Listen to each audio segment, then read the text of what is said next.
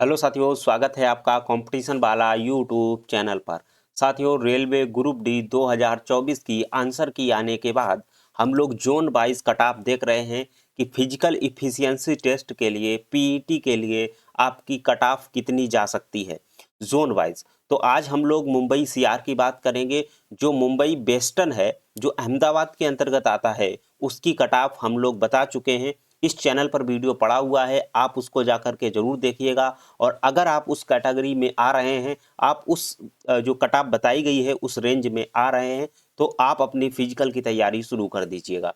तो आज जो लोग मुंबई सेंट्रल से बिलोंग करते हैं उन लोगों के लिए आज का ये वीडियो रहने वाला है। तो यदि आपने भी 2024 ग्रुप डी का फॉर्म भरा था और पेपर दिया है, मुंबई सेंट्रल से आपने आवेदन किया था, तो आज आप इस वीडियो को अंत तक जरूर देखिएगा। और आज आपको ये पता लग जाएगा कि आपका फिजिकल में नंबर आ पाएगा या नहीं आ पाएगा, आपको फिजिकल की तैयारी करनी चाहिए या नहीं करनी चाहिए। तो चलिए आज की क्लास हम लोग स्टार्ट करते हैं। लेकिन यदि आप इस चैनल पर पहली बार विजिट किए हैं तो चैनल को सब्सक्राइब कर लीजिएगा, बेल आइकन की घंटी दबा लीजिएगा और अपने दोस्तों तक इस वीडियो को शेयर जरूर कर दीजिएगा। और आपका जोन कौन सा है, आप हमें इस वीडियो के नीचे कमेंट करके जरूर बताइएगा कि आपने किस जोन में फॉर्म भरा था और आप जो है किस जोन की कट ऑफ हमसे चाहते हैं कि सर आप इस पर और बना दीजिएगा। ठीक है, तो चलिए आज हम मुंबई सेंट्रल की बात करने वाले हैं। ये 6 लाख डाटा जो है उसके आधार पर मैं बना रहा हूँ। ये रैंक मित्रा की वेबसाइट से मैंने ये डाटा उठाया है। तो 6 लाख डाटा मैंने रैंक मित्रा की वेबसाइट से उठाया है। आप देख सकते हैं 6,10,000 अभी तक डाटा जो है वो रैंक मित्रा की वेबसाइट पर अपलोड हो चुका है। तो इससे हम लोग देख रहे हैं, तो जिसमें ये देखो टोटल फॉर्म है, ये सॉरी टोटल स्टूडेंट हैं जिन्होंने इसमें पार्टिसिपेट किया है रैंक मित्रा की वेबसाइट पर। उसमें से आप देख रहे हैं कि 50 से ज़्यादा लाने वाले कैंडिडेट कितने हैं, 2,72,582 कैंडिडेट हैं। अब 50 से ज़्यादा में तो होने वाला है नहीं किसी का भी, क्योंकि 2,72,000 हमें चाहिए नहीं है। हमें पीईटी के लिए 1 लाख चाहिए हैं, वो भी 1 लाख से कम ही चाहिए हैं। मैं मान के चल रहा हूँ कि चलिए किसी के नंबर सेम हो जाएंगे तो थोड़े 10-12 हज़ार कैंडिडेट ऐसे हो जाएंगे, तो 1 लाख के समथिंग हमें कैंडिडेट चाहिए हैं। तो 1 लाख के समथिंग में आप अगर यहाँ पे देख पा रहे हैं तो लगभग लगभग मेरे ख्याल से आपका 66 नंबर के अप्रोक्स बढ़ रहा है। 66 नंबर ऑल ओवर, लेकिन आपको इससे कोई मतलब नहीं है, ये तो टोटल है। मैं आपको मुंबई जोन के बारे में बताता हूँ। लेकिन यहाँ पे देखिए नॉर्मलाइजेशन फैक्टर रहता है। सबसे बड़ी बात इसमें रहती है नॉर्मलाइजेशन फैक्टर को लेकर के कि आपका नंबर कितना बढ़ जाए, वो डिपेंड करता है नॉर्मलाइजेशन पर। तो ये आपकी शिफ्ट का एवरेज रहा है। ये आप देख रहे हैं, ये आपका एवरेज मार्क है और ये आपकी डेट है जिस दिन आपका एग्जाम हुआ था, और ये आपका टाइम है कि फर्स्ट शिफ्ट में हुआ था या सेकंड शिफ्ट में हुआ था या थर्ड शिफ्ट में हुआ था। क्योंकि ये एवरेज मार्क जो हैं वही आपकी डिसाइड करते हैं नॉर्मलाइजेशन मार्क आपका कितना बढ़ने वाला है। तो आप एक बार देख लीजिएगा कि आपका एग्जाम किस शिफ्ट में हुआ था, तो आप उसका स्क्रीनशॉट ले लीजिएगा। मैं 101 शिफ्ट सभी का आपको दिखाने वाला हूँ एवरेज मार्क। आप देख लीजिएगा यहाँ पे ये 40 तक हैं और उसके बाद ये देखिए 60 तक हैं। तो आप इसमें देखते जाइए, अगर आपका इसमें है तो आप इसका स्क्रीनशॉट ले लीजिएगा और नोट कर लीजिएगा। ये देखिए 80 तक, फिर ये 101 101वीं शिफ्ट है जो वो आपकी 14/12/2025 की है, जिसका एवरेज सबसे ज़्यादा बना है। इसका एवरेज जो है वो सबसे ज़्यादा बना है, 47.72 नंबर इसका एवरेज बना हुआ है। और वहीं सबसे लोएस्ट शिफ्ट का जो एवरेज है वो आपका बना हुआ है, कितना बना है मैं एक बार दिखा देता हूँ आपको।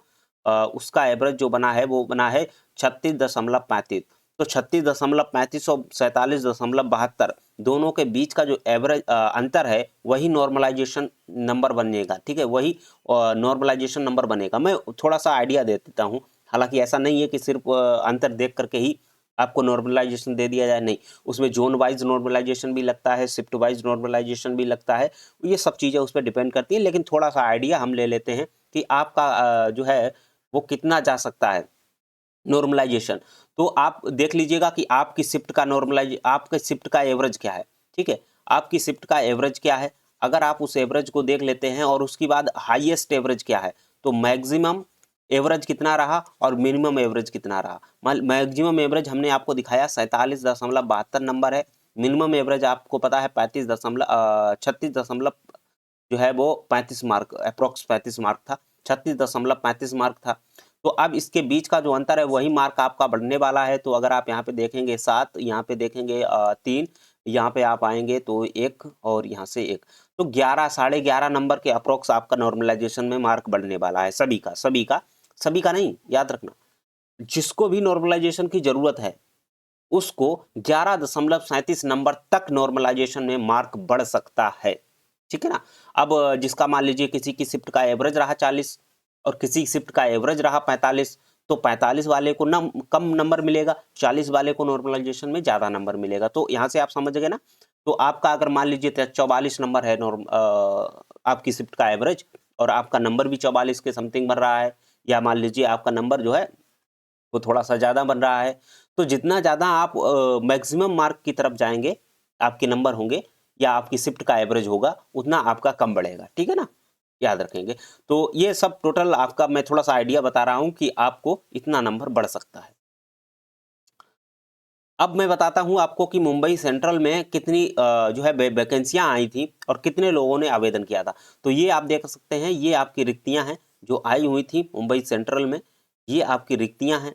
ये 1395 जो है वो आपकी यूआर की हैं और 845 जो है ओबीसी की हैं और 267 जो है वो ईडब्ल्यूएस की हैं, 480 जो है वो आपकी एससी की हैं, 257 जो है वो एसटी की वैकेंसी थी। तो टोटल मिलाकर के मुंबई सेंट्रल में जो था 3244 वैकेंसी जो है वो आई हुई थी।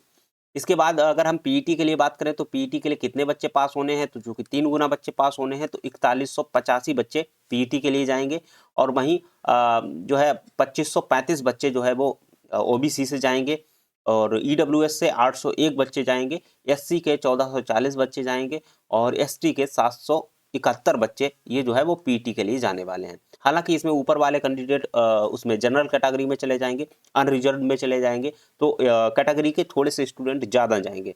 ठीक है ना।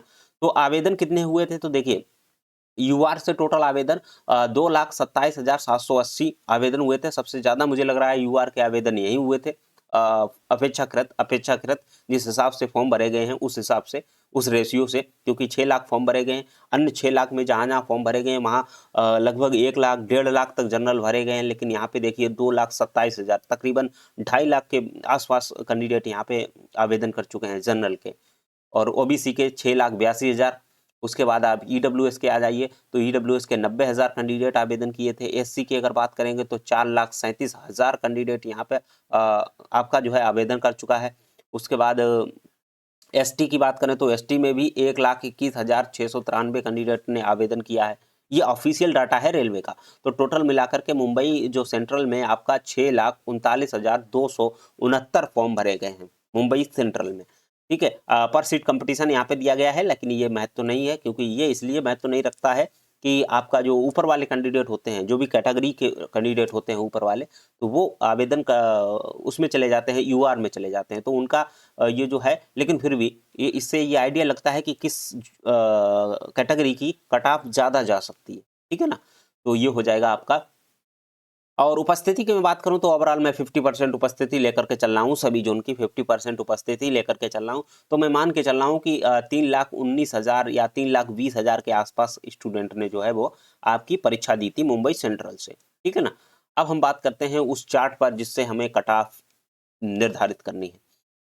देखिए हम बताते हैं आपको यूआर के कैंडिडेट कितने लेने हैं, 4185 कैंडिडेट हमें यूआर के लेने हैं। तो 4185 कैंडिडेट हमें कहाँ पे मिल रहे हैं, देखिए यूआर के, क्योंकि ये यूआर के नहीं है, यूआर के मतलब अनरिजर्व, अनरिजर्व का मतलब टोटल कैंडिडेट चाहे वो किसी भी कैटेगरी से बिलोंग करते हो, टोटल कैंडिडेट किस में आ जाएंगे, यूआर में आ जाएंगे। कितने, 4100 कितने कैंडिडेट यहाँ पे, 4185 कैंडिडेट।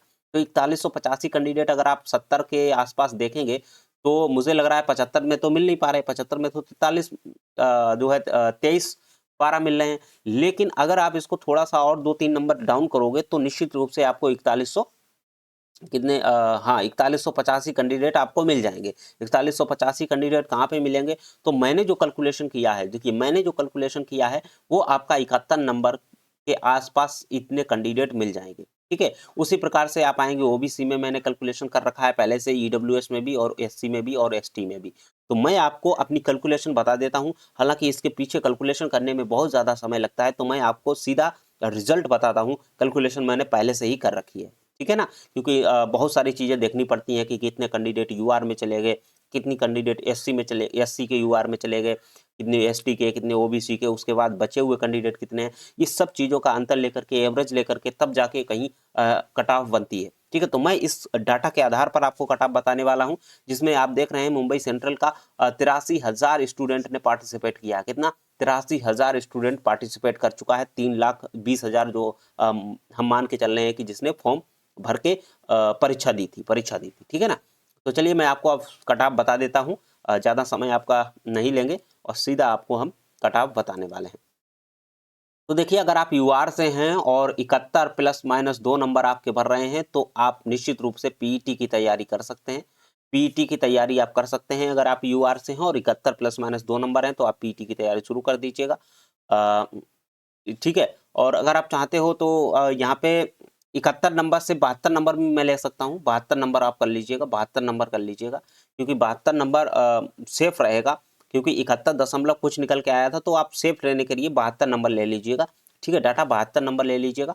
और ओबीसी की आप बात करेंगे तो 69 प्लस माइनस आप 2 नंबर लेकर के चलिएगा, 69 प्लस माइनस 2 नंबर। और ईडब्ल्यूएस की बात करें तो आपको 64 प्लस माइनस 2 नंबर लेकर के चलना है। एससी का आप 62 प्लस माइनस 2 नंबर ले लीजिएगा और एसटी का आप 59 प्लस माइनस 2 नंबर ले लीजिएगा।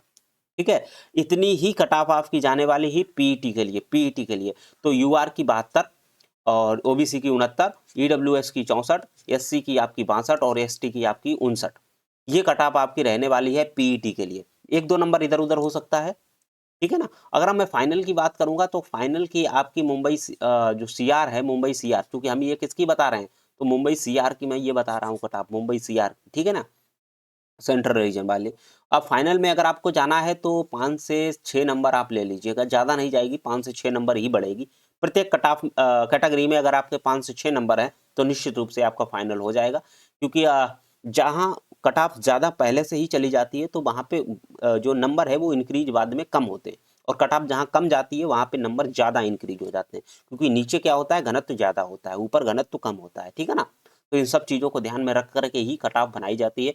तो ये आपकी मुंबई सीआर की कट ऑफ है, जिसमें अगर आपके इतने नंबर बन रहे हैं तो आप अपने फिजिकल की तैयारी शुरू कर दीजिएगा, और अगर 5 से 6 नंबर ज़्यादा हैं तो आप मान के चलिएगा कि आपका 100% हो जाएगा। और याद रखना, ये नॉर्मलाइजेशन मार्क है, मैं बता रहा हूँ, ये नॉर्मलाइजेशन मार्क हैं, ये रो मार्क नहीं बता रहा हूँ मैं, क्योंकि रो मार्क पर कोई भी टीचर नहीं बता सकता है कि आपकी इतनी कट ऑफ जाएगी, कोई भी टीचर नहीं बता सकता है, क्योंकि किसके कितने नंबर बढ़ेंगे ये तो या तो स्टूडेंट को पता होता है या रेलवे को पता होता है। देखिए, स्टूडेंट को इसलिए पता होता है कि उसको अपनी शिफ्ट का एवरेज पता होता है, उसको अपने मार्क पता होते हैं, और मार्क और शिफ्ट के एवरेज में कितना ज़्यादा वेरिएशन है और कितना ओवरऑल एवरेज में वेरिएशन है वो स्टूडेंट ही जान सकता है, क्योंकि टीचर के पास 10,000, 20,000, 30,000, 1 लाख का डाटा हो सकता है, लेकिन सभी स्टूडेंट का डाटा नहीं हो सकता है ना। तो इसलिए सटीक कट ऑफ ड्रॉ मार्क पर तो नहीं बन सकती है, लेकिन ये नंबर आपकी नॉर्मलाइजेशन में।